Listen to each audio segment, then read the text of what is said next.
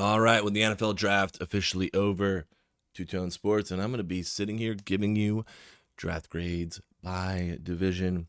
We're going to start off with the AFC West because I am a Chargers fan, so let's just start off with the AFC West division. All right, so we're going to jump right into it. If you guys like this content, please like, subscribe, and hit that bell notification, and give me your team's draft.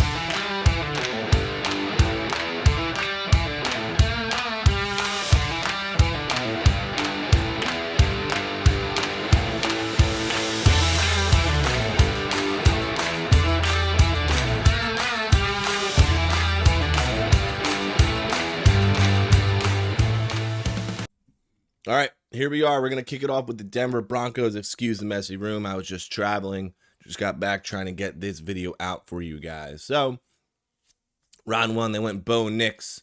They went Ellis in round 3. Troy Franklin in 4. Chris, Audric, Devon, and Nick in the later rounds as well. All right, my take. Bo Nix, I got a little notepad here. Bo Nix, a little bit of a reach, but I get it. It's something they had to do. Only time will tell with the QBs, obviously. But I like it. The Ellis pick, this one's a little bit of a toss-up for me. Edge out of Utah. I like it. Could there have been a little bit better value on the board? I do think so. But I don't mind this pick. Now, Troy Franklin here in the 4th, pick 102. As a Chargers fan, I had an eye on him. This is a home run pick. I agree with their grade here, A+. Why? He should have gone before 102, I can tell you that. This man should have gone way before 102.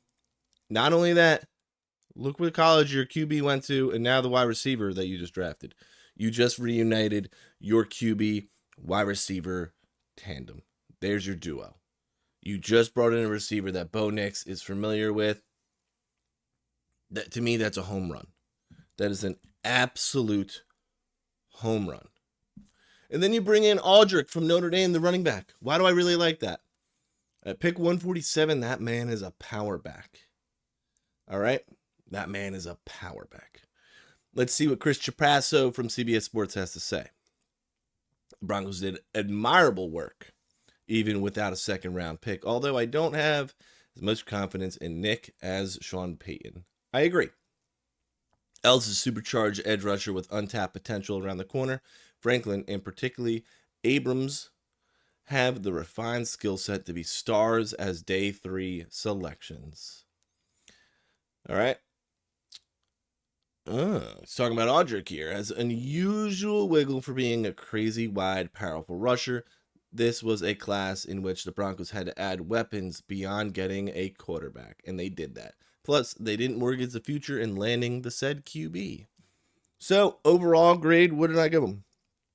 I personally gave them a B-, only because it was a slight reach on Nix, but you made up with it with Troy Franklin. Without a second-round pick, it was kind of more difficult, but I gave a B-. He gave a B+.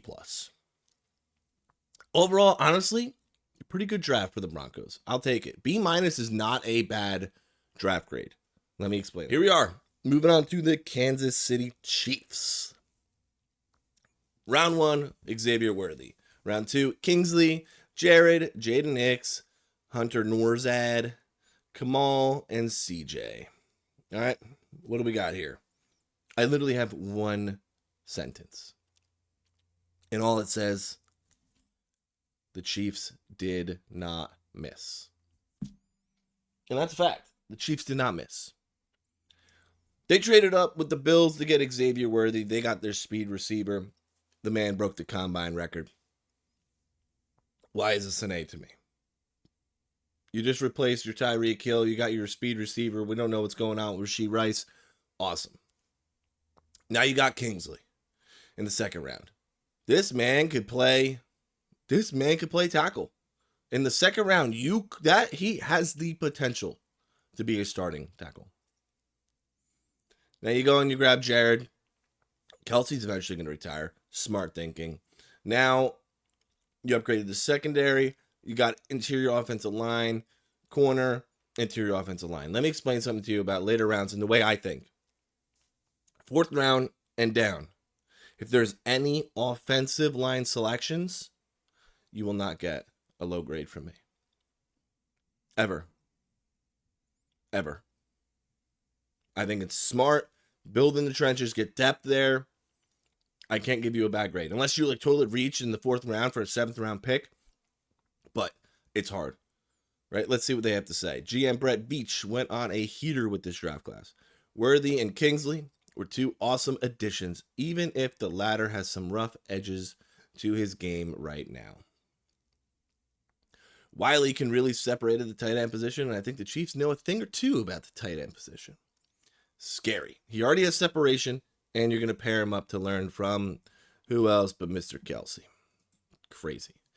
Hicks had no business going around for. He's an intimidating, do-everything safety. Norzad is a true battler at center. Hansen gave me some Cole Strange vibes when I watched his Holy Cross film. With some huge offensive line contracts upcoming for the Chiefs, this was a smart class. Me, personally, I give them an A. What did they give him? He also gave an A. It's unfortunate. The Super Bowl champs absolutely crushed the draft once again. Gotta give it up. Gotta give respect when it's due, man. They had a really good draft haul. Let's move on to the Las Vegas Raiders. All right, here we are with the Vegas Raiders. Okay, it's obvious what they did. Brock Bowers, Jackson Powers Johnson. You got Glaze. You got Richardson, Tommy Eichenberg, Dylan, Trey, and MJ. Top 2, those are A pluses. They give a C for Brock Bowers. I get it. You drafted Michael Mayer last year. I understand. What did you do at pick number 13? Brock Bowers is a top 10 prospect. So what did you do? You grabbed best player available. And you had a big need at interior offensive line. So by the good graces of God, you got Jackson Powers Johnson, which in every one of my drafts went from 20 to 30. He was gone in the first round. Best center on the board. This man was the best center on the board. Best center in the class. You got him at pick 44.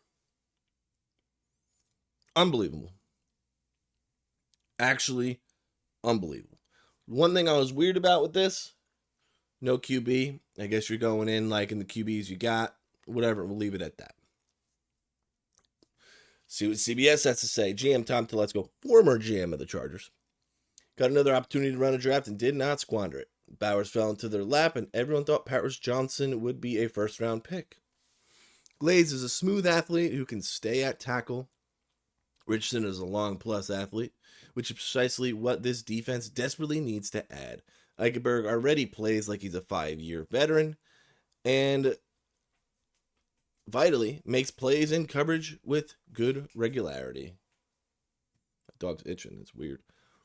Dylan will outplay his draft position because of his receiving talent and deceptive side-to-side juking skills. Taylor and MJ, they have the athleticism to outplay their respective draft positions as well in the 7th round. Those boys are probably, I'm going to say, special teams, but still. Good draft for the Raiders. Good draft for the Raiders. The first 2 picks right there blew their draft out of the water. I give them, as a Chargers fan, respectively, I give you guys an A-. And that's what we match up at. We match up at. Now let's get into the Chargers, shall we? Let's get into my Chargers. We're probably going to go a little deep here. Here we are. Los Angeles Chargers. Joel Ladd McConkey, Junior Colson, Justin, Tarheeb, Cam Hart, Vidal out of Troy, Vidal, however you want to say it. The son of Jerry Rice, Brendan Rice in the 7th, Cornelius Johnson. I called it before the draft. There was going to at least be 2 Michigan players, and man, did we do it. I thought they were going to be higher, but man. Pick numero uno, Joe Alt. Best tackle, best lineman in the draft. The man is like practically 6'9", an absolute anchor. Everything you're going to need there. Chargers fans were not happy with it in the first time. Why? Malik Neighbors was on the board. Why was it the right pick? Look how the draft fell. You go Joe Alt at 5. You were going to be scratching your head in the second round looking for a tackle. Literally all the tackles came off the board that would have even been considered a starter for the Chargers. Every single tackle came off the board. Now you have arguably the best bookends, top 3, I'm going to say, in the league now after drafting Joe Alt. Now what did you do?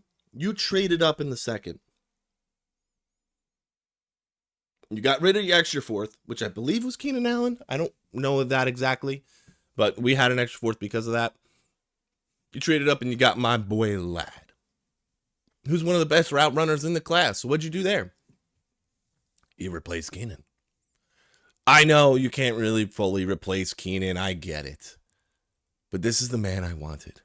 That's an A pick for me. Joe Alt is an A pick for me. Why is Junior Colson an A pick for me? Look where he went. You guys need to understand this man started as a freshman. This was Harbaugh's signal caller on defense. I want to say he had like 95 tackles or something like that. The man is all over the place. That is an A-, just because I think there was a little bit better value on the board at the time, but I get it because of the ties. Then you went Justin, which defensive lineman out of Alabama. He's just got to stay healthy. There's upside. Then you got back-to-back corner picks. Cam Hart could be a beast. Cam Hart could be a beast, ladies and gentlemen. Watch that name. Watch that name. But back-to-back corners. Why is that? It was a huge need. You went 2 corners in round 5 within 3 picks of each other. Love it. You grabbed the running back out of Troy. Smaller, muscle, kind of similar build to Eckler. Liked that one. Then Brendan Rice, man, that is a flashy pick. Should have not. There's no way he should be there in the 7th. Yes, NFL pedigree. One of the best receivers to ever play the game, Jerry Rice, is now on your side. And then you double dip. Cornelius Johnson, you got your Michigan receiver. Let's see what they have to say. Roller coaster draft for the Chargers. I wasn't high on Alt as everyone else, but certainly understood him going at 5. McConkey is a fun separator with deceptive run after the catch talent. But then I didn't see it with Colson outside of how stellar of a tackler he was. After that, I took until round 6 selections of Vital. For me to get back on board with this draft, Vital can eventually become the RB1 there in Los Angeles. You heard it here first. Rice and Johnson are essentially the same receiver, but Rice has more downfield juice. They aren't get open pass catchers, but linear downfield assets. I gave the Chargers an A-. I gave the Chargers an A-. This one, a little scratched my head a little bit, and I said there's a little bit more value here. And the rest here, I kind of understand. They gave them a B-. Wow. I think that's aggressive. I think the community really could agree on a B+. They're really holding this Joe Alt pick pretty heavy. But overall, that's really my AFC West draft grades. I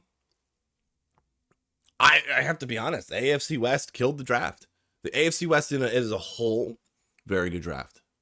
As a Chargers fan, that hurts to say, but very good draft for the teams. Bravo. Big fan of the Alt pick. Like the Xavier Worthy pick. Jackson Powers Johnson could go down as a steal of the draft. Brock Powers had to go there. The Bo Nix, Troy Franklin pairing. Great work. So, let's wrap this bad boy up, shall we? I am Two Tone Sports. I appreciate any and all of you and hope you all have a blessed day. Hope to catch you in the next one. Expect more draft grades coming out soon. Peace.